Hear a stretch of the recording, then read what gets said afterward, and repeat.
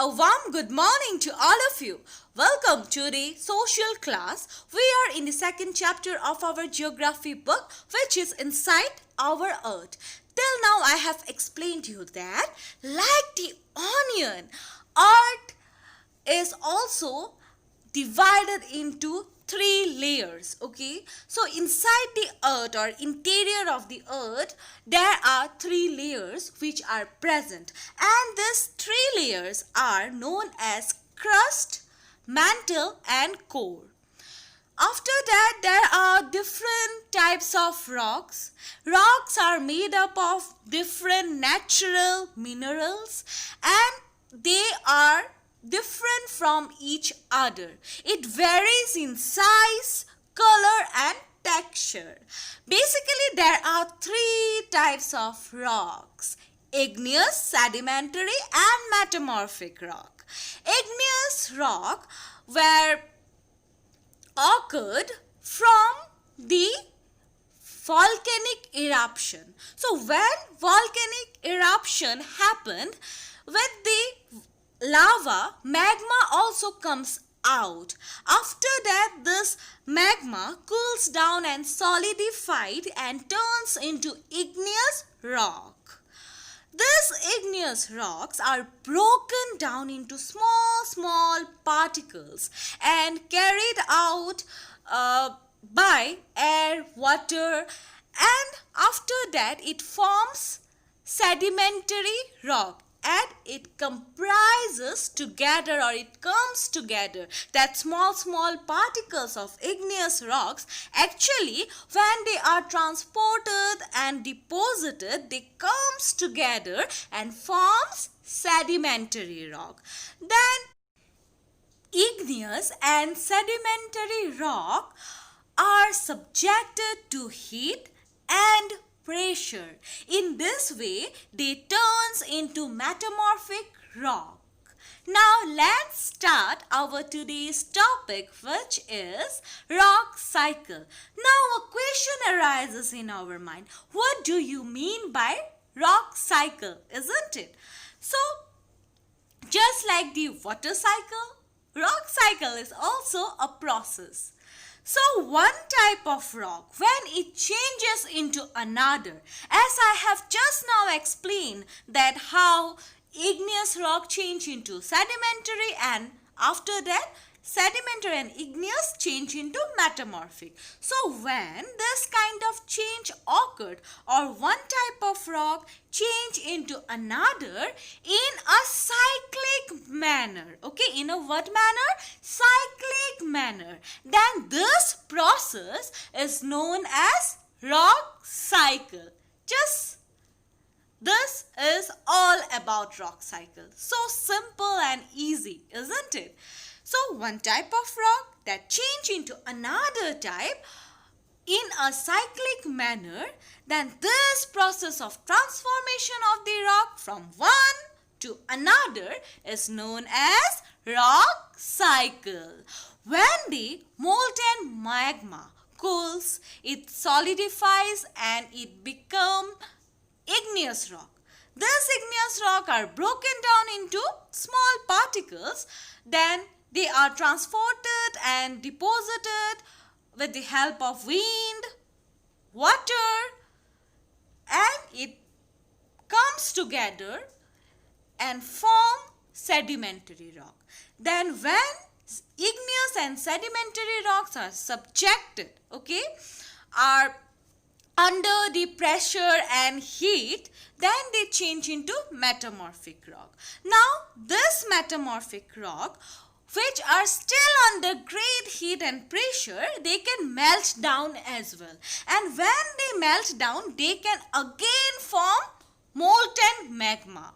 Now this molten magma again cools down and solidify into igneous rock. In this way, the whole transformation of rock from one state to another takes place. Now this is known as rock cycle. Let me explain you about this in detail with the help of the diagram. So the rock cycle, I have also numbered, okay, the process 1, 2, 3, 4, 5, 6 like that. So step 1. Volcanic eruption occurred. As a result, with the lava, molten magma comes out. This molten magma cools down and it forms igneous rock. Okay? Then this igneous rock were again broke down into small particles. Step number 3, as a result, sediment form. And this sediment, they comes together with the help of wind, water and so on. In this way, when they comes together, they form sedimentary rock. Step 4.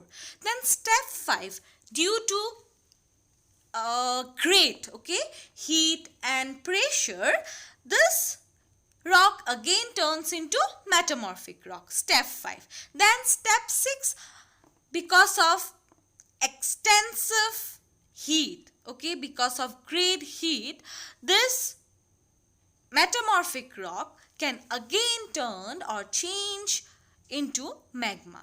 Then from the magma, again volcanic eruption, then igneous rock, then sedimentary rock, metamorphic rock, again turns into magma. This whole thing happened, in a cyclic manner. This is all about rock cycle. Now this is again another picture of rock cycle. So this picture and this picture have certain kind of similarities, but this picture is in a complex manner, you can say like that. So the easier format of this picture is the third picture. So this picture, the third and the second picture are actually the same.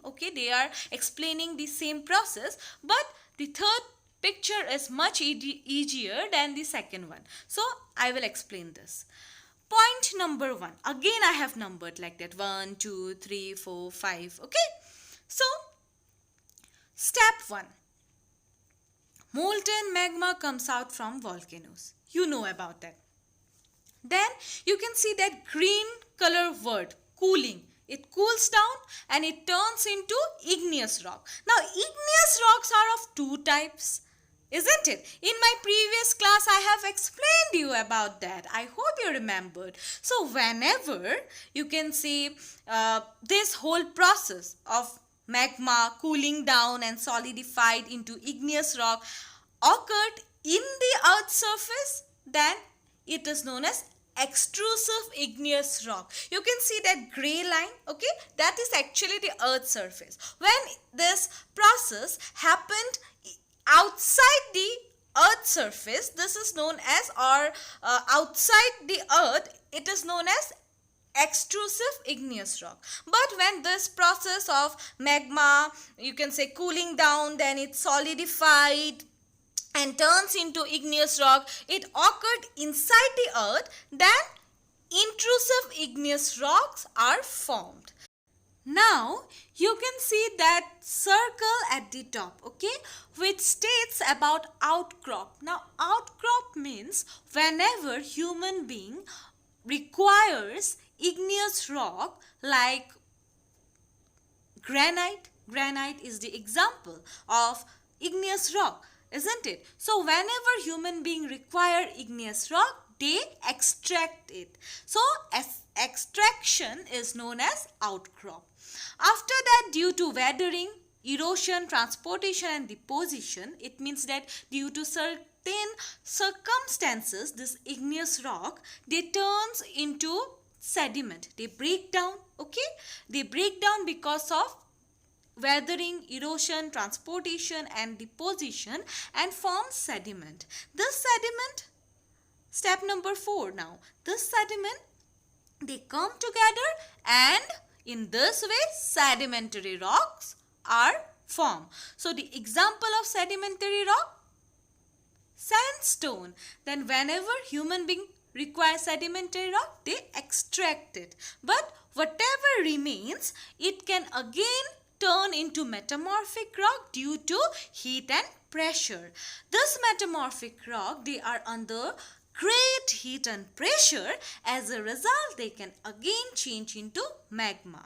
Then again magma cool down and igneous rocks form. Then again sediment form from the igneous rock, or when the igneous rock broke down into small particles, sediment form. Then this sediment comes together and forms sedimentary rock. On the heat and pressure, the sedimentary rock turns into metamorphic rock. Then metamorphic rock are under heat. As a result, it can again form magma or change into magma. So this whole cyclic manner of transformation of rock from one state to another, or you can say from one rock to another, is known as rock cycle. I hope now you were clear with this process. Our next topic is about minerals. Rocks are made up of different minerals, and these minerals are found naturally on rocks, which have certain physical properties and definite chemical composition on it. And these minerals are also used by mankind, because minerals are very important to human beings. Some are even used as fuel. For example, coal, natural gas and petroleum. We use coal, natural gas and petroleum. These are some example of minerals, okay? Or you can say these are used as a fuel. They are also used in industries. This fuel are used in industry, isn't it? Industries like iron industry, aluminium industry, gold mine, and so on. That's all in today's session, and in this way we have finished this chapter. I hope you have understood about the process of rock cycle, how in a cyclic manner rocks transform from one state to another. Then rocks are made up of minerals, and these minerals are used for many purposes. Thank you. If you have any kind of queries, feel free to contact me. Tomorrow I will share the question answers of this chapter. Bye-bye. Have a nice day.